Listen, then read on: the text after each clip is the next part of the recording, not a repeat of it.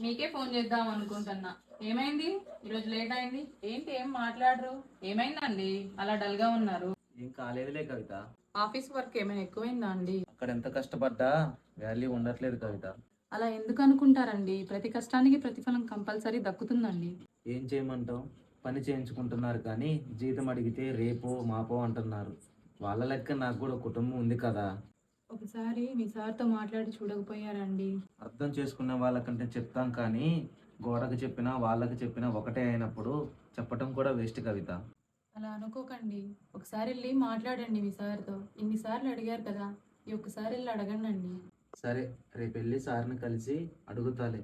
ఇంతకీ పిల్లలు తిని పడుకున్నారా? పచ్చడన్నమని కొద్దిగా తిన్నారండి. ఇప్పటిదాకా మీకోసం ఎదురు చూశారు. ఇప్పుడే పడుకున్నారండి.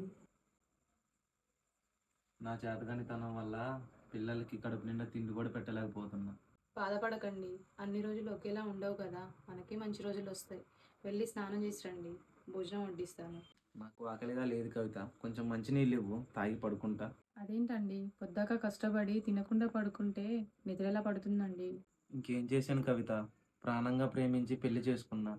నీకు నా కన్న పిల్లలకి కడుపు నిండా కొంచెం తిండి కూడా పెట్టలేకపోతున్నా. బాధపడకండి. రేపు వెళ్ళి జీతం అడగండి. ఒకవేళ ఇస్తే ఇంట్లో సరుకులు తీసుకురండి. రేపు చిన్నోడు పుట్టినరోజు. ఈ టెన్షన్లో మర్చిపోయారేమో. ఎందుకులే గుర్తు చేయడం. అసలే బాధలో ఉన్నారుగా. సరే, నువ్వు తిన్నావా? పిల్లలతో కలిసి తినేశానండి. సర్లే, చాలా టైం అయింది, పడుకుందాం. అలాగేనండి.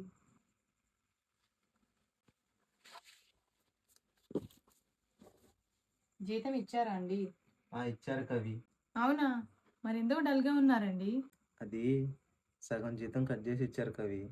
అదేంటి, మీరు అడగలేదా? అలా అడిగినందుకే నన్ను రేపటి నుంచి జాబ్లోకి రావద్దన్నారు. దానికెందుకండి ఇంత బాధపడాలి? ఈ జాబ్ కాకపోతే ఇంకో జాబు ప్రయత్నిస్తే ఏదైనా సాధిస్తామండి. ఈ రోజు నుంచైనా ప్రశాంతంగా కడుపు నిండా తిని పడుకోండి.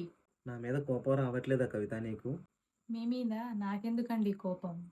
మీ అమ్మా నాన్న నిన్నెంతో గారాబంగా పెంచారు. నీకు ఏది కావాలన్నా నీ కాళ్ళ దగ్గర తెచ్చిపెట్టారు.